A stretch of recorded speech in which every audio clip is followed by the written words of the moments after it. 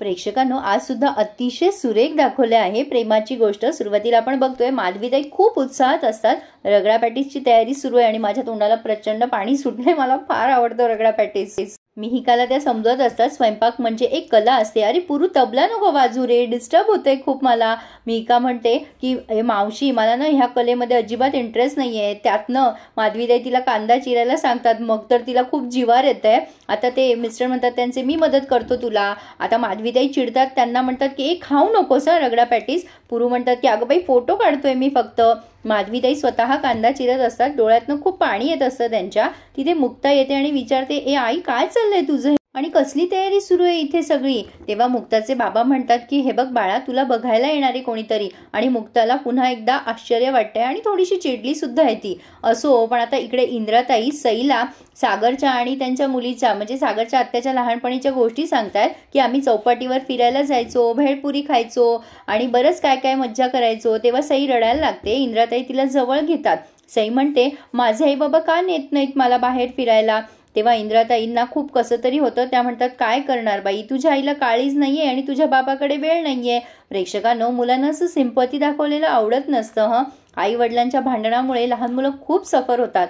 असो, पण आता तेवढा सागर आलाय। इंद्राताई म्हणतात, अरे 100 वर्ष आयुष्य आहे तुला। सई पटकन त्याला बिलकते आणि म्हणते, बाबा चल ना रे, आपण आज झू मध्ये जाऊया। पण सागर मात्र फोनमध्ये बिझी असतो। तिला म्हणतो, सई मला वेळ नाहीये, आज माझे कलिग्स येणार आहे तिथे कामाला। इंद्राताई म्हणतात, असं काय करतो सागर, बघ तरी त्या पोरीकडे, ती काय बोलतीये। सागर म्हणतो, अगं आई म्हटलं ना मला वेळ नाहीये, हे बघ मी ना कामात असेल, मला डिस्टर्ब नका करू। आता सागर अतिशय रूडली तिथून निघून जातो। इंद्राताई सईला जवळ घेतात आणि समजवतात, बाई रडू नको हं। माधवीताई म्हणतात, हे बघ पुरू, असं उगी बढवून चढवून सांगू नकोस रे मुक्ताला। अगं काही नाही मुक्ता, बघायला नाही ग, असंच भेटायला येतो एक मुलगा आणि त्याच्यासाठीच खास हे रगडा पॅटीस करते मी। मुक्ता म्हणते, अगं आई मग चहा बिस्किटच द्यायचा ना, नकारच घ्यायचा आहे ना आपल्याला, मग चहा बिस्किटावर चालतो की, रगडा पॅटीस करायची काय गरज आहे। तेव्हा तिचे वडील म्हणतात, मुक्ता नको ग तुझ्या आईच्या उत्साहावर पाणी शिंपडू।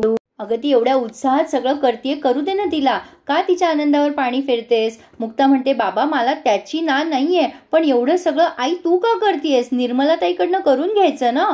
त्यावर ह्या माधवीताई म्हणतात, अगं बाई त्या 102 वालीने त्यांना कामावर ठेवून घेतलंय आणि आपलं काम त्यांनी सोडलंय। आणि हे ऐकून मुक्ताला जरा नवलच वाटतंय। आता इकडे ह्या इंद्राताईंनी त्यांच्या कामवाल्या ताईंना जास्ती पगार दिलाय। किती गोखलेबाई तुला किती पगार देते। तेव्हा ह्या बाई म्हणतात की ती मला 3,000 देते आणि वर उधार पाधार पण देत नाही हो।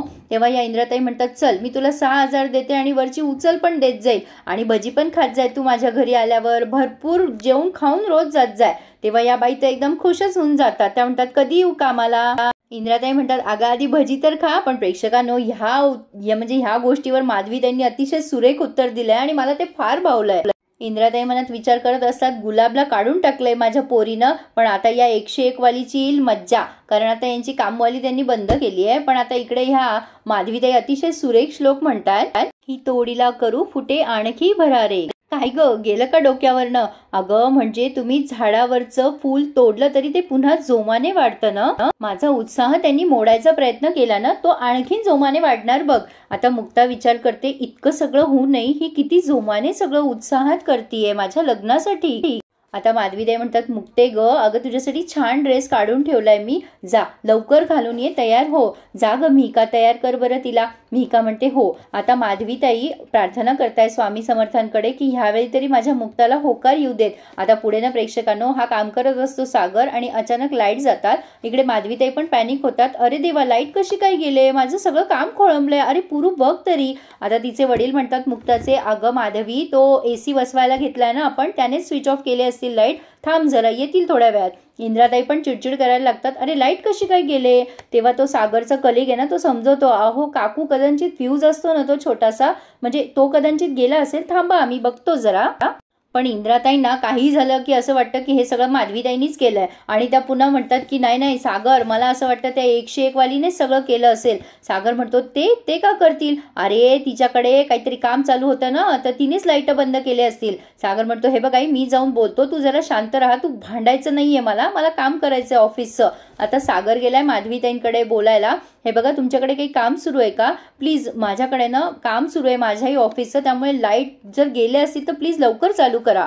माधवीताई म्हणतात, हे बघा आमच्याकडे फॉरेनचे पाहुणे येणारे, आम्ही एसी बसवतोय, थोड्या वेळ थांबा जरा, येतील लाईट थोड्या वेळाने, आमचं जरा महत्वाचं काम सुरू आहे. सागर म्हणतो, हे बघा माझंही महत्वाचंच काम आहे. माधवीताई म्हणतात, हे बघा आमचं पण महत्वाचंच काम आहे ना, एसी लागतोय ना आमच्याकडे पण, धीर धरा हा, थोड्या वेळ लागेल. आता सागर चिडतो आणि म्हणतो, धीर धरायचा प्रश्न नाहीये, माझं महत्वाचं काम आहे तो प्रश्न आहे. आणि मगापासून मी तुमच्याशी नीट बोलतोय ना. माधवीताई म्हणतात की मीही नीटच बोलते ना, तुम्ही काय उपकार नाही करत आहात माझ्यावर नीट बोलताय ते. थांबा ना जरा, येतील लाईट, सांगितलं ना तुम्हाला मी. हा जाऊ द्या, हा मला गॅस चालू आहे माझा. सागर म्हणतो, हे बघा तुम्ही काय ठेका घेतलाय का हो, प्रत्येक वेळेला त्रास देता आम्हाला, कसली घाणेरडी मेंटॅलिटी हो तुमची. आता मात्र या खूप चिडतात माधवीताई आणि म्हणतात, ए मुक्ते, अगं गॅस बंद कर, इथे आग लागलीये बरं का. आणि मग मात्र या मोठा आवाज काढतात आणि म्हणतात, कोणाच्या मेंटॅलिटी बद्दल बोलताय हो तुम्ही, दुसऱ्यांच्या कामवाल्या चोरायची मेंटॅलिटी तुमची, दुसऱ्याला काय शिक्षणाची अक्कल देताय. आता मात्र इंद्राताई चिडतात आणि त्या तिथे येतात यांचा आवाज ऐकून आणि म्हणतात, अय आम्ही काय बी चोरी केलेली नाहीये. सागर म्हणत असतो, आई तू इथं कशाला आली. तेव्हा इंद्रताई म्हणतात, ए आम्हाला शिकू नकोस, कोण माणसं चांगली आहे, कोण कुचकीगिरी करतात, आम्हाला सगळं कळतं. आणि तू काय, तिला 3,000 पगार देत होती ना, मी तिला जास्ती पगार दिला आणि उचल पण देऊ लागले तिला. तिची बिचारीची लहान लहान पोरं बाळ आहे ना, तुझ्या हातून काही एक पैसाही सुटत नाही, सगळं माहिती आहे आम्हाला, म्हणून ती माझ्याकडे कामाला आली आहे. पण आता माधवीताई मात्र सुरेख उत्तर देतात त्यावर. इंद्राताई म्हणतात, तुझ्या नाकाला काय झोंबल्या आहेत ग मिरच्या. माधवीताई म्हणतात, माझ्या नाकाला काही मिरच्या नाही झोंबल्या, पण त्या बाईला स्वप्न पडलं होतं का तुम्ही जास्ती पैसे देणारे, आणि तुम्ही सांगितलं ना तिला 6,000 देणारे. 3,000 रुपये या सोसायटीचा रेट आहे. उद्या तुम्ही 6,000 रुपये दिले तर ती सगळ्यांना उठसूट 6,000 रुपये मागेल ना, सगळ्याच बायका 6,000 रुपये मागतील पुढे, मग आम्हाला किती त्रास होईल. अगं मुक्ते, हे अडाणी लोकांच्या हातात जास्ती पैसा आला ना की ते चुकीच्या ठिकाणी वापरतात आणि सगळ्या मार्केटचे रेट वाढवतात. किती रेट वाढलेत, घराच्या किमती वाढल्यात, ह्या लोकांमुळेच वाढल्यात. आता मात्र इंद्राताई चिडतात, तुझा शहाणपणा तुझ्याकडेच ठेव. अरे बाबा सागर, या बाईचं काहीतरी कर, नुसता डोक्याला ताप आहे ही बाई, रोज नवीन नवीन आयडिया येतात हिच्या डोक्यात आपल्याला त्रास द्यायला. सागर ओरडतो आता इंद्राताईवर, आई आज जा तू.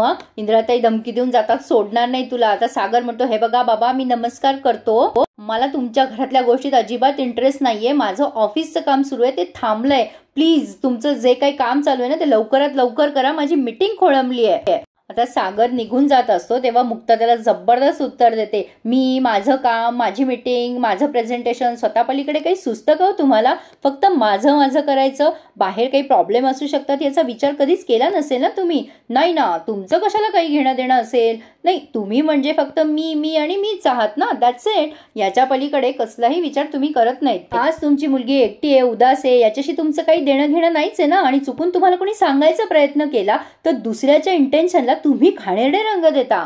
सागर म्हणतो, कुठली गोष्ट कुठे घेऊन जाताय तुम्ही, अहो साधी गोष्ट विचारायला आलो होतो ना मी, तुमच्यामुळे सुद्धा लोकांना त्रास होतो याचा विचार करत जा ना. मुक्ता म्हणते, हो करू, आम्ही विचार करू, पण तुमचा विचारायचा जो ॲटिट्यूड होता ना ते जरा विचित्रच होतं बरं का. हा विचार करायची पद्धत दोन्ही बाजूनी असायला हवी ना. तुमचा मुद्दा चुकीचा होता आणि विचारण्याचा ॲटिट्यूड साधा नव्हता. तुम्ही जे करतात ते काम महत्वाचं आहे आणि बाकीचे लोक काय फालतूपणा करतात का, या ॲटिट्यूडने तुम्ही बोलत होतात आणि नेहमीच तुमचा असा ॲटिट्यूड असतो, म्हणून मला मध्ये पडावं लागलं. सागर म्हणतो, मला पुन्हा तेच उकरून काढण्यात अजिबात इंटरेस्ट नाहीये, त्यामुळे मला ह्या फालतू भांडणात इंटरेस्ट नाही आणि तुमच्यात सुद्धा नाही. आता मात्र मुक्ता चिडते आणि म्हणते, एक मिनिट, तुम्हाला सतत असं कसं वाटत असतं की जगातल्या सगळ्या मुली फक्त तुमच्याच प्रेमात पडल्या आहेत. नाही असेलही कदाचित, तुमच्या घराबाहेर मुलींची रांग उभी असेल, पण त्या रांगेत मी कधीच नव्हते आणि कधीच नसेलही. सागर म्हणतो, मला तुमच्याशी बोलावं लागेल अशी कारणं का काढता शोधून, हे तुम्ही लक्षात ठेवा आणि तुमच्या आईलाही सांगा. अरे देवा, आता मुक्ता खूप चिडते आणि म्हणते, बस झालं आता, यापुढे माझ्या आईबद्दल एक शब्द जरी उद्गारलात ना तर माझ्या इतकं वाईट कोणी नाहीये, मी तुमच्याशी आतापर्यंत नीट वागतीये, मला वाईट वागायला भाग पाडू नका. मुक्ताला जास्ती चिडलेलं पाहून माधवीताई म्हणतात, मुक्ता चल आतमध्ये, पण आता मुक्ता म्हणते, नाही आई थांब जरा, हे बघ ह्यांना ना उत्तर द्यावंच लागेल, यांनी हवं ते वागायचं आणि आपण यांना काहीच बोलायचं नाही. कोण समजता कोण हो तुम्ही स्वतःला, तुमच्या घरातल्या बायकांशी असंच वागता का तुम्ही. नाही आई आहेच ना तुम्हाला, बहीणही असेल, बायको होती, आता नाहीये ना, सोडून गेलीये ना तुम्हाला. आता मात्र मुक्ताने सागरच्या दुखत्या नसेवर बोट ठेवलंय असं म्हणायला हरकत नाहीये. मुक्ता मुक्ता म्हणते तुमच्या अशा वागण्यामुळे तुमची बायको तुम्हाला सोडून गेली असेल ना. नाही, त्यांच्याकडे त्यांची स्वतःची अशी व्हॅलिड रिझन असतीलच ना. हीच लायकी आहे ना तुमची. सागरला खूप राग येत असतो मुक्ताचा, पण मुक्ता मात्र आज बोलतेच प्रेक्षकांनो, आणि त्याला गरज होती सागरला हे सगळं बोलायची. सागरला मुक्ता म्हणते कितीही मोठ्या हुद्द्यावर गेलात ना, तरी कितीही पैसा कमवला ना, तरी संस्कार आणि स्वभाव या 2 गोष्टी विकत घेता येत नाही, आणि आयत्या वेळेवर त्या उभ्या सुद्धा करता येत नाही, आणि उधारीवर तर बिलकुल आणता येत नाही. मुळात ना त्या असायलाच हव्या, आणि एक गोष्ट तुमच्यात असावी लागते आणि दुसरी ती मिळवावी लागते. तुम्हाला वारसा हक्काने काय संस्कार मिळाले ते दिसतच आहे. वाईट फक्त ना त्या छोट्या मुलीबद्दल खूप वाईट वाटतं हो मला. तेव्हा सागर आता ओरडतो मुक्तावर आणि म्हणतो इनफ करा हा, आता शेवटची वॉर्निंग देतोय तुम्हाला, माझ्यापासून आणि माझ्या मुलीपासून लांब राहायचं. तेव्हा मुक्ता म्हणते नाही नाही, मी तर तुमच्याकडे अजिबात फिरकत सुद्धा नाहीये. काळजी ना मला फक्त तुमच्या मुलीचीच वाटते, कारण तिला तुमच्या बरोबर राहावं लागतंय. तिचं नशीब इतकं छान नाहीये ना तुमच्या बायको इतकं. तुमची बायको आज तुम्हाला सोडून नक्कीच सुखात राहत असेल. आता मात्र सागर खूप चिडतो आणि मुक्तावरती हात उचलतो. माधवी ते जोरात ओरडतात स्वामी. आणि प्रेक्षकांनो, सागर मारणार तेवढ्यात त्याचा हात कोणीतरी घट्ट धरलाय, आणि माधवीताई सुद्धा बघतच राहतात. आणि मग अचानक लाईट येतात. खूप वेळ म्हणजे त्यांनी जरा ड्रॅमॅटिक दाखवलंय, सगळे एकमेकांकडे बघतायत. आणि लाईट आल्यानंतर सागर बघतो तर काय, समोर एक उंचापुरा मुलगा उभा असतो. तर हाच तो मुलगा आहे जो मुक्ताला आज बघायला आलाय फॉरेनवरनं. प्रतीक नाव आहे त्याचं. आणि प्रेक्षकांनो, इथे त्यांनी हा रिव्ह्यू पूर्ण केलाय. खूप भारी दाखवलाय त्यांनी. मी तुम्हाला डिटेल सांगायचा प्रयत्न केलाय, पण तुम्ही बघाल ना तर तुम्हाला नक्की आवडेल. नक्की टीव्हीवर बघा. तर प्रेक्षकांनो, इथे त्यांनी हा रिव्ह्यू पूर्ण केलाय. पुढे आपण बघतोय की ह्या प्रतीकने रगडा पॅटीसवर मस्त ताव मारलाय आणि मुक्ताला होकार सुद्धा दिलाय. आणि हे ऐकून माधवीताई तर भरूनच पावल्या, आणि मुक्ताला नवल वाटते की ह्याने कसं काय होकार दिला. म्हणजे त्याला सगळं माहिती आहे मुक्ताबद्दल, तरी सुद्धा त्याने होकार दिलाय. पण रगडा पॅटीस मात्र राहिलाच प्रेक्षकांनो, खावाच लागेल तो आज. असो. तर आपण बघतोय मुक्ता आणि सागर पुन्हा रस्त्यात कुठेतरी दिसलेत एकमेकांना, आणि सागरला जायची घाई असते. एक माणूस तिथे ओझे वाहत असतो. सागर मुक्ताशी डोकं लावायला जातो, तुम्ही बाजूला व्हा, मला घाई आहे जायची. मुक्ता म्हणते तुमच्यात थोडेसे सुद्धा मॅनर्स नाही का हो, माणुसकी दाखवता येत नाही का. तो म्हातारा माणूस एकटा बिचारा ओझी वाहतोय, तुम्हाला त्याला मदत नाही करता येत का. आणि माहित नाही सागरला अचानक काय झालं आणि तो त्या माणसाची मदत करायला लागतो. पण त्या माणसाची मदत करून सागरला खूप छान फील होतं, आणि मुक्ताबद्दल काहीतरी चांगलं वाटतं असं त्याच्या चेहऱ्यावरनं तरी दिसतंय. तर असा होता आजचा रिव्ह्यू. कसा वाटला तुम्हाला नक्की कळवा. आणि प्रेक्षकांनो, आपल्या चॅनलला सबस्क्राईब करायला मात्र विसरत जाऊ नका हं. रिव्ह्यू आवडल्यास लाईक करायलाही विसरू नका, कारण आपल्या चॅनलवर तुम्हाला अगदी ओरिजिनल आणि छान रिव्ह्यू ऐकायला मिळतील. So please subscribe my channel and enjoy my all reviews. धन्यवाद.